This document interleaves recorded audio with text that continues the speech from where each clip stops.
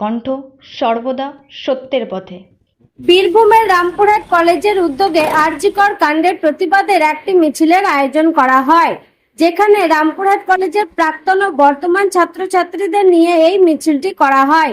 মিছিলটি রামপুরহাট কলেজ থেকে শুরু করে রামপুরহাট শহরের ভেতর দিয়ে গিয়ে রামপুরহাট মেডিকেল কলেজ ও হাসপাতালে শেষ হয়।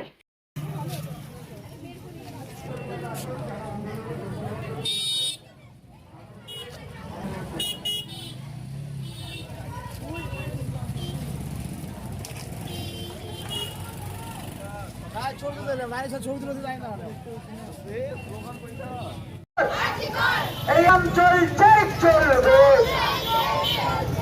আমাদের সংগ্রাম চলবে।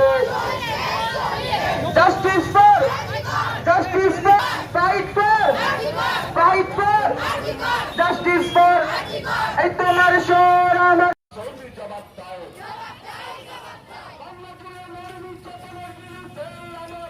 সংগ্রাম চলছে।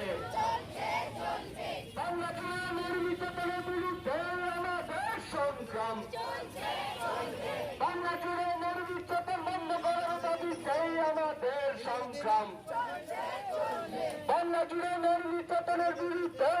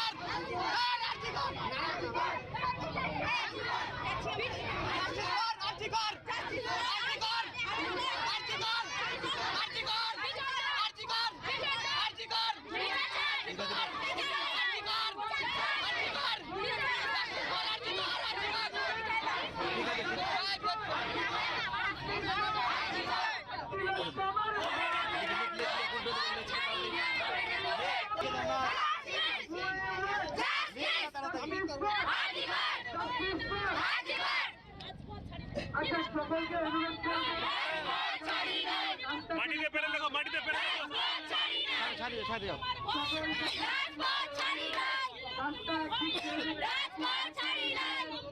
খুলে যাবে, ঘষলে খুলে যাবে।